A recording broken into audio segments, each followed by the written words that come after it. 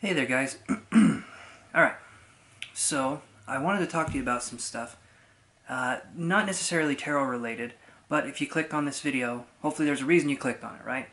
So I wanted to talk about a little bit of the mediumship stuff I've been doing, and I know there's a lot of people that are more experienced than I am out there, but maybe sharing the insight of someone who's not exactly new at this, but isn't exactly an expert, will help some of you on your journey as well. Um, so the things I'd want to be talking about are the differences between feeling your own energy and feeling the energy of, say, like a spirit guide or someone who's passed on.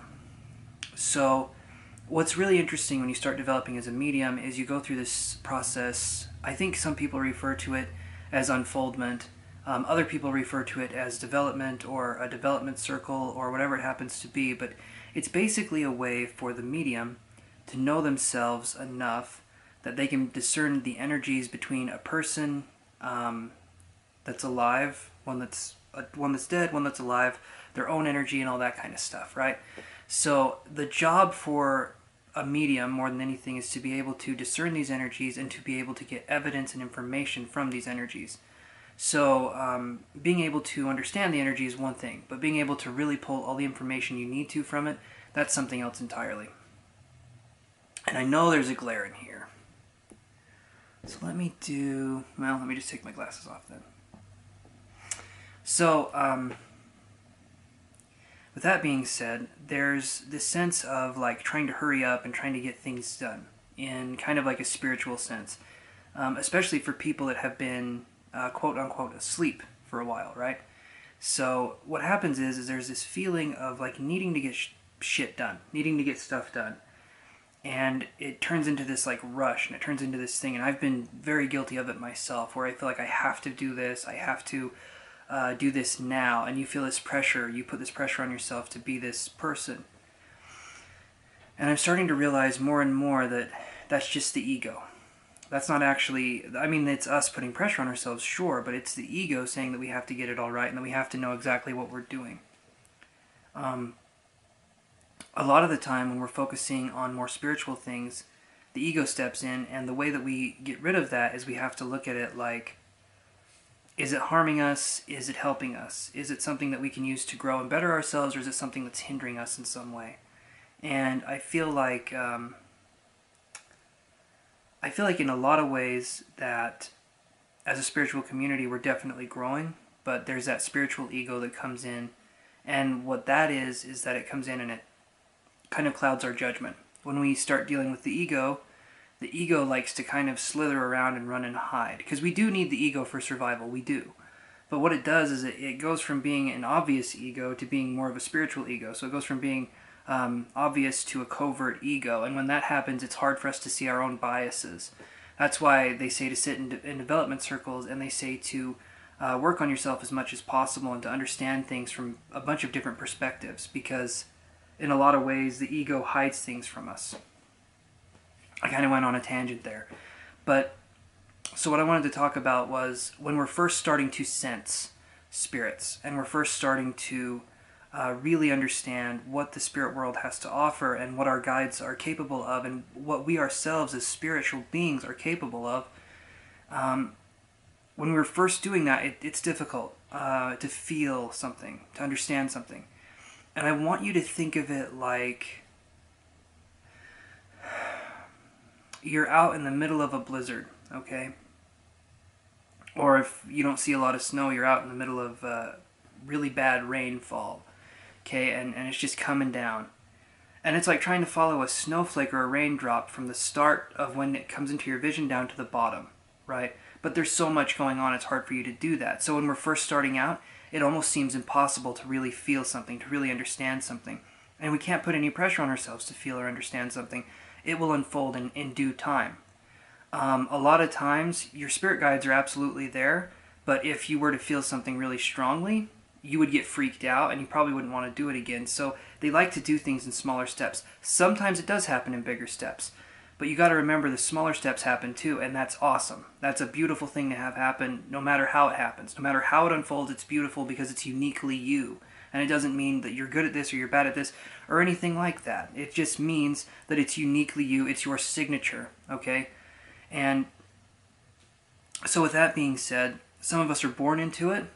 So some of us are born into it, and some of us can develop it by choice. But it doesn't matter with that, because we can all develop it. So that doesn't matter. We all have bodies. We're all physical. We can all develop in whatever way we choose to develop, psychically or physically or whatever that happens to be. We can develop. But we do have to put practice and work into it. Some people that are born into it, they just get it. They just understand it. But that does not mean that others cannot learn it. And sometimes the people that learn it, because they have to discipline themselves more, those people can be a lot better at it, because instead of being given this gift from birth, they had to develop it and they had to train for it and they had to understand it. So just like any other skill, it takes a while for you to actually understand what it is that you're doing and how to do it. So like I said, it's like following a snowflake, right? A very subtle presence, and you have to follow it. Eventually you can connect with spirit, and you'll know you won't doubt yourself for a second. You'll know that you're connected to spirit. But at first, it's like a still small voice. It's like trying to listen to a whisper on a really windy day. Okay? It's like you can hear something, but you don't know what it is. And so you have to just kind of relax yourself, and you have to tune into it. And the way that you relax and tune into it is you have to let go. So when you're relaxed, you have to be like this. Okay? You have to focus gently. And when I say gentle focus, it doesn't mean you're straining. It doesn't mean you're doing anything else. You have to close your eyes, close your mind.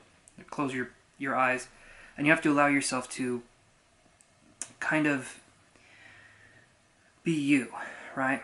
Like, we get rid of the expectation, we get rid of the ego, and we're not trying to force anything. Because if you're like this and you're trying to force it, you're like, no, okay? You can force a shit, but you can't force medium ship, okay? You can't. And I wouldn't recommend the first one either. Don't force a shit. But you have to focus on development. And you have to focus on that. And when we do that, then we can start to develop. And when we start developing, something happens. And this is the thing I want to get to.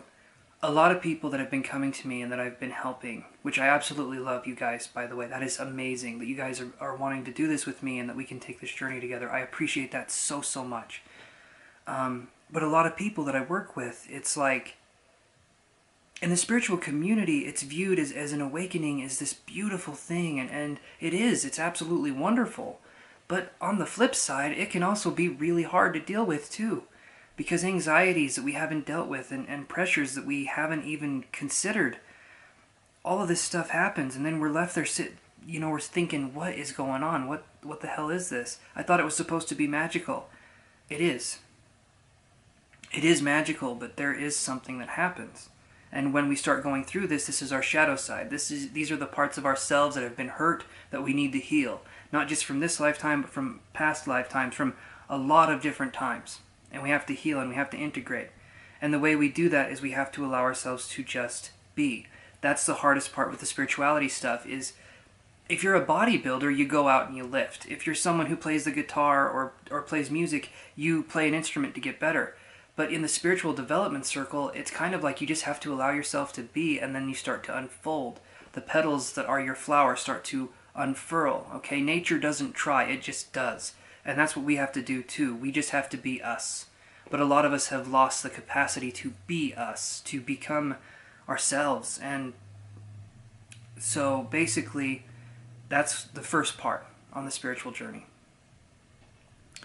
And my camera battery is going to die soon, but I hope you guys enjoyed this, and please, if you guys would like to work with me, I do energy sessions as well as tarot sessions. Please let me know if you would be interested in that. I really love you guys. I appreciate you. Have an awesome day and take care. Namaste, brothers and sisters. Have an awesome one.